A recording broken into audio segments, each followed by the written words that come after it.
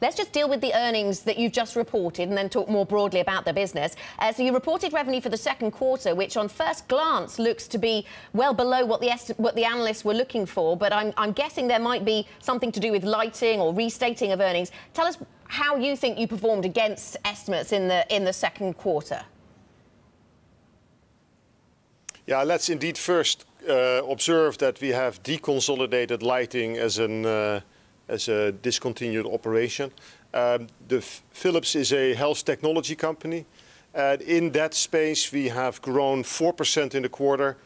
We have taken 8% order intake growth. That bodes well because it means that with our innovations, we are taking market share. And moreover, our profitability increased with 90 basis points. So overall, a solid quarter and fully in line with overall year guidance for our health tech activities. OK, so that's cleared that one up. I want to ask you about the personal health business then, Frans, because you recently lost, of course, Peter Noter, who was running personal health. Can you tell us about any succession planning you've done there, and where does this leave that part of the business?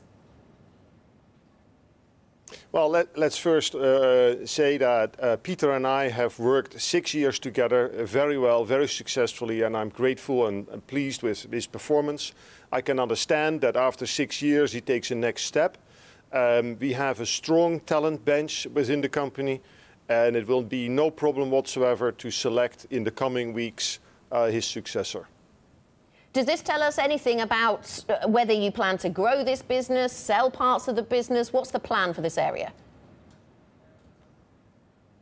No, we plan to grow this part of the business. We have a deep conviction that as the world will have more patients with chronic disease and care needs to move out of the hospital to the home, that this linkage between personal health, also in the home setting, and professional healthcare in the hospital is a unique strategy. And we see more and more insurance companies and healthcare operators asking to help them keep patients out of the hospital. And our personal care, oral care, sleep and respiratory care business, our mom and child care business, they all fit very, very well in this strategy. And so we are staying with it, and it is going very well, and there's more growth and profit improvement to come. There's more improvement to come. You've been on an M&A spree, haven't you, Frans? You've been buying up businesses. What's the end goal in terms of the balance sheet? There's a lot of moving parts here. What will the balance sheet look like when you've done all this? Well, as we get the proceeds in from lighting and also in the second quarter from the Lumileds sale, obviously we have a strong cash position. We have a capital allocation policy which is balanced in shareholder returns through dividends. We have just announced a share buyback for the next 2 years of 1.5 billion. And I've always said we will use some of the proceeds to strengthen the Philips portfolio. The most important acquisition that we did in the second quarter is Spectranetics. It's a leader in catheters for minimal invasive operations, especially for patients with peripheral artery disease. It fits very well with the prior acquisition that we did with Volcano. And already next year, it will be growth and adjusted EBITDA accretive. So I think this bodes well for our shareholders, and it is fully in line with a balanced capital allocation strategy. Do you have a plan to sell the part of Philips Lighting that you still own, Frans? Of course, we spoke to that company just at the end of last week. You don't own a majority in it anymore, but you have a substantial holding. What's the timing on that? Yeah, we still have close to 41%, and we will sell down over time, actually to zero. I've always said that because we want to be seen as a pure play health tech company. We see a lot of new interest from shareholders who like our focus as we have moved away from a holding company into a health tech operating company. And it's a very exciting market, and so over time, as we sell down lighting, we'll use the proceeds to further strengthen our health tech portfolio.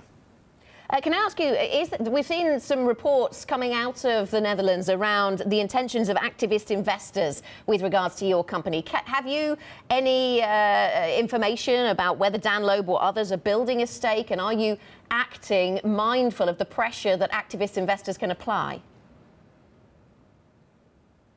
Well, this was a rumor that popped up in the course of June, as you referred to it.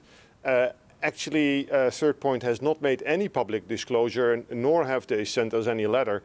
So I don't know whether they are a shareholder. We do talk to many shareholders all the time. We see a lot of medtech shareholders coming into long positions because they like our strategy and they like our growth potential, mid-single digits. We have said that we will annually improve profit by around 100 basis points for several years to come. And with a balanced capital allocation strategy, I think it's a story that investors like, and I'm focused on just delivering those results. You're focused on delivering. How much are you finding it distracting what's going on in Washington at the moment then, Frans? Are you just watching or are you getting involved? Are you lobbying for the types of changes we see in US healthcare?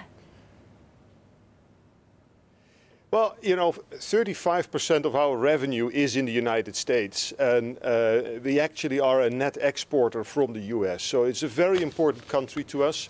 So obviously, I am closely following what is happening. Our customers are a bit concerned. They don't know what is going to happen with the Accountable Care Act. We see that reflected in more careful decision-making around CapEx investments. Nevertheless, also in the United States, Philips was able to record 8% order intake growth. And I think that is just a testimony to strong innovations around clinical informatics, diagnostic imaging, minimally invasive cath labs, and also our personal health portfolio.